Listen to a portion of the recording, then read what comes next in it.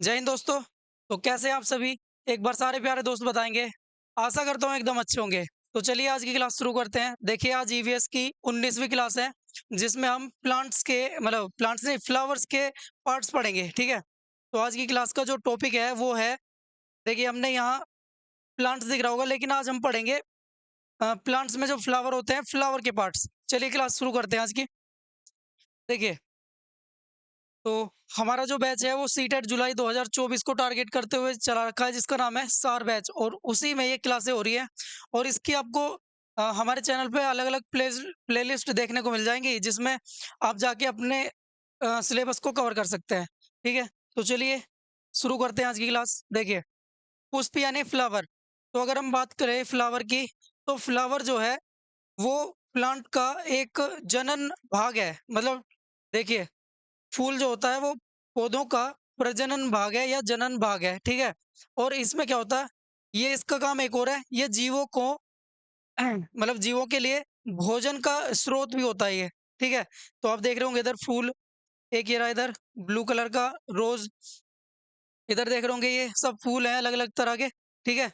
तो रोज भी कई तरह के होते हैं, पिंक, रेड, वाइट, ब्लैक, ठीक है, ब्राउन। तो मतलब सबका अपना अपना अलग है, अलग अलग रंग है, तो इनको आकर्षित करने के लिए किसको, कीड़े, कीट, मधुमक्खियां, इन सबको। ठीक है। जिस वजह से क्या हो जाता है, इनके ऊपर ये जो ऊपर देख रहे होंगे ये एक संरचना बनी होती है, जो कि इसका जनन अंग होता है। ठीक है। आगे इसके बारे में पढ़ेंगे। चलिए आगे चलते हैं। देखो, अब हम पढ़ेंगे फूल के भाग या पार्ट्स ऑफ फ्लावर। ठीक है। तो पार्ट्स ऑफ फ्लावर में सबसे पहले देखेंगे, देखिए इधर देख रहे होंगे आप, फ्लावर का चित्र है एक, जिसमें क्या है, अलग अलग तरह के इसके पार्ट्स हैं। जैसे आप सबसे पहले देख रहे होंगे इधर नीचे हरा वाला भाग। ठीक है। ये जो हरा वाला भाग है, इसको कहते हैं बाह्य दल पुंज। और ये क्या करता है, कली को, अगर जब फूल कली के रूप में होता है ना, तो कली को सुरक्षा प्रदान करता है ये। ठीक है। और इसको क्या कहते हैं, सेपल या फिर बाह्य दल पुंज। इसके बाद आप ये कलरफुल वाला पार्ट देखते होंगे, इनको कहते हैं पंखुड़ियाँ। ठीक है। क्या कहते हैं इन्हें, पंखुड़ियाँ। और इनका जो नाम है, इनको कहते हैं पीटल या फिर पंखुड़ियाँ। चलिए आगे देखते हैं। अब आप ये अंदर वाला भाग देख रहे होंगे, ये जो ग्रीन कलर का दिख रहा होगा, ठीक है, इसी को कहते हैं हम, जो मादा जननांग होता है ना फूल का, यही है वो। और इसको क्या कहते हैं, देखिए ये इसके कई भाग हैं, स्टिग्मा है, स्टाइल, और साथ में इसमें ओवेरी, यानी 3 भाग हैं। और इसको कंबाइन रूप से कहते हैं पिस्टल या फिर स्त्री केसर, स्त्री केसर। ठीक है। और अब इधर देखिए, यहाँ स्टेमन दिख रहा होगा आपको, स्टेमन, इसको कहते हैं, ये होता है नर जननांग। ठीक है। इसको कहते हैं नर जननांग, और इसका नाम है पुंकेसर, पुंकेसर यानी स्टेमन। और इसके 2 भाग होते हैं, एंथर और फिलामेंट। देखिए एंथर, ये पूरा का पूरा, देखिए इधर ये आपको दिख रहा होगा इधर, आपने देखा भी होगा फूल में ऊपर दाने दाने से होते हैं और एक नीचे तक उसमें नली सी जाती है। तो ये पूरा का पूरा नर जननांग होता है किसका, फूल का, जिसमें सबसे ऊपर का भाग होता है एंथर। देखिए ये जो गोल गोल से दिख रहे होंगे ऊपर, इसको कहते हैं हम एंथर।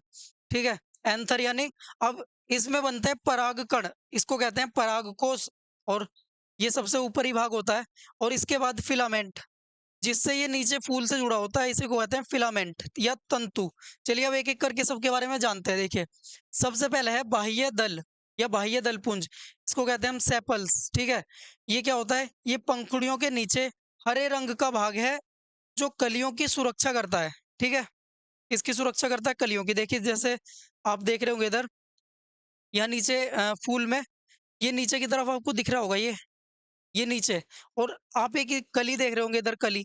तो ये जो हरे हरे रंग के ये जो पत्ते से होते हैं ना इस पे, इसी को कहते हैं सेपल या बाह्य दलपुंज। ये कली को सुरक्षा देता है, जिससे वो खराब ना हो। आगे चलेंगे।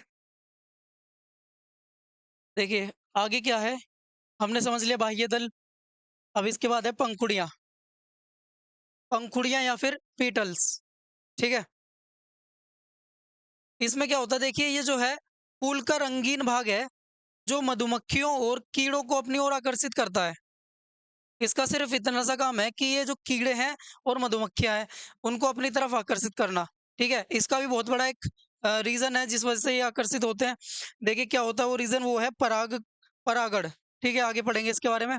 अब ये देखिए, ये रही, ये हैं पंखुड़ियाँ, इनको हम कहते हैं पंखुड़ियाँ और इंग्लिश में कहते हैं इसको पीटल, ठीक है? आगे चलते हैं। देखिए आगे आगे क्या है, अब हम देखेंगे फूल के नर और मादा जनन अंगों के बारे में। सबसे पहले बात करते हैं हम नर जनन अंग के बारे में, जिसे हम पुंकेसर कहते हैं या स्टेमन्स कहते हैं। और ये क्या होता है, ये नर जनन अंग है, ठीक है? नर जनन अंग है और इसके 2 भाग हैं। कौन-कौन से 2 भाग हैं? देखो, एक तो एंथर हो गया, जो अभी बताया था जिसके बारे में। एंथर या जिसे हम कहते हैं परागकोश। और इस परागकोश की खास विशेषता ये है कि इसमें जो है ना, परागकण का निर्माण होता है और स्टोर भी इसी के अंदर हो जाते हैं। देखिए, यह पीले रंग की एक थैली जैसी संरचना है। कैसी है? थैली जैसी संरचना। देखो ये ऐसे होता है, ऊपर की तरफ ऐसे, पीले रंग की होती है, इसी को कहते हैं हम एंथर या फिर परागकोश। इसमें छोटे-छोटे दाने की जैसी संरचना होती है, उसी को कहते हैं परागकण, ठीक है? देखिए, और इसमें क्या होता है, ये जो है परागकोश जो है, इसमें परागकणों का उत्पादन और भंडारण होता है। जो जैसा मैंने अभी बताया, इनका क्या होता है, परागकणों का उत्पादन भी इसी में होता है, यानी बनते भी इसी में और इसी में जमा हो जाते हैं। आगे चलेंगे देखिए। हुँ। अब इसमें देखते हैं एक बार फिर से। देखो, ये है ऊपर का जिसे हमने अभी बताया, पुंकेसर का जो पहला वाला भाग है, इसका नाम है एंथर और या फिर इसको कहते हैं हम परागकोश, परागकोश, ठीक है? आगे चलेंगे देखिए। अगला जो भाग है वो है तंतु या इसे हम फिलामेंट भी कहते हैं। और ये क्या होती है? नीचे की संरचना होती है, जैसा अभी हमने बनाया था ना ये, अभी जो बनाया था। ये ऊपर तो था परागकोश और नीचे वाला इसे कहते हैं हम तंतु, जिससे ये फूल से जुड़ा होता है, इसी को कहते हैं हम तंतु। चलिए देखते हैं। यह पतले धागे जैसी संरचना है जो परागकोश को सहारा देती है। यानी परागकोश इसी के ऊपर टिका होता है, ऐसे ऊपर की तरफ, ठीक है? ऊपर की तरफ इस पे टिका होता है, इसी को सहारा देती है ये। चलिए आगे देखते हैं। अब आगे जो है, अब वो आ गया फूल का मादा जनन अंग, ठीक है? तो इसको कहते हैं हम स्त्री केसर या फिर पिस्टिल, ठीक है? कुल मिला के इसको कहते हैं पिस्टिल। अब यह फूल का मादा जनन अंग है, इसके 3 भाग हैं, ठीक है? अ, जो पुरुष वाला जनन अंग था, उसके कितने भाग थे? 2, जिसको हमने क्या कहा था? पुंकेसर। और स्त्री केसर, इसके कितने भाग हैं? 3 भाग हैं, जिनके बारे में देखेंगे। देखिए सबसे ऊपर का भाग होता है, उसे कहते हैं वर्तिकाग्र। क्या कहते हैं इसको? वर्तिकाग्र या स्टिग्मा, ठीक है? वर्तिकाग्र या स्टिग्मा। अगर इसकी संरचना बनाए देखिए, ऐसी होती है कुछ इस तरह की। और ये जो ऊपर वाला हिस्सा है, इसी को कहते हैं हम स्टिग्मा या फिर स्टिग्मा और या फिर वर्तिकाग्र, वर्तिकाग्र। 1 सेकंड, वर्तिकाग्र।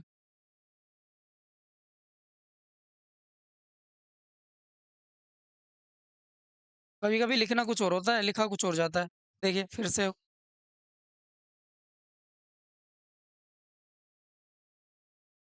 लिखना है वर्तिकाग्र, वर्तिकाग्र, फिर से गलत हो जाता। ये रहा, वर्तिकाग्र। देखिए इसके बारे में पढ़ते हैं। यह स्त्री केसर का ऊपरी भाग है जो पराग कण के समय यानी परागण के समय पराग कणों को ग्रहण करता है। यानी जब परागण की क्रिया होगी तो उसमें क्या होगा, जब पराग कण आएंगे निकल के, ठीक है, किसी के भी माध्यम से, हवा, कीटों के माध्यम से, तो वो इसी के ऊपर आके क्या हो जाते हैं, इकट्ठे हो जाते हैं, यहीं चिपक जाते हैं इससे। तो इसी को कहते हैं परागण, ठीक है? यानी पराग कणों का पराग कोष में से निकलकर वर्तिकाग्र तक पहुंचना ही क्या कहलाता है? परागण कहलाता है। तो परागण की क्रिया में जो पराग कण है वो कहाँ जाते हैं? स्टिग्मा या वर्तिकाग्र पर आ जाते हैं। आगे चलेंगे देखिए। तो इसका सिर्फ इतना ही काम है, पराग कणों को ग्रहण करना। आगे देखिए। अब देखिए अगला भाग है इसका, वर्तिका या फिर स्टाइल, ठीक है? तो इसको क्या होता है, देखिए इसमें क्या होता है, इसकी संरचना नली नली जैसी होती है। कैसी होती है? नली जैसी, ठीक है? अभी देखिए, अभी जो हमने बनाया था, इसका जो नीचे का भाग है ये वाला, इसको क्या कह रहे हैं हम? इसको कह रहे हैं स्टाइल। स्टाइल मारने वाला स्टाइल नहीं, ठीक है? देखिए ये है स्टाइल, कौन सा वाला स्टाइल है? ये वाला, जिसे हम वर्तिका कह रहे हैं, स्टाइल। इंग्लिश में इसको स्टाइल ही बोलते हैं। चलिए देखते हैं। देखो, ये रहा स्टाइल या वर्तिका,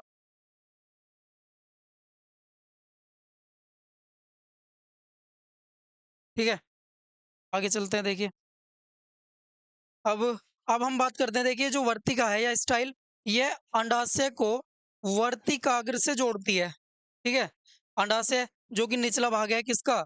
स्त्री केसर का। और वर्तिकाग्र जो सबसे ऊपर का भाग है, उन दोनों के बीच में है ये, और इन दोनों को क्या करती है? जोड़ती है आपस में, ठीक है?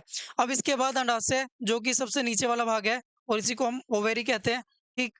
तो इसमें क्या होता है? इसमें बीजांड का निर्माण होता है। क्या होता है इसमें? बीजांड का निर्माण होता है। देखिए एक बार फिर से चित्र देखते हैं। ये देखिए, यहाँ पे आते हैं।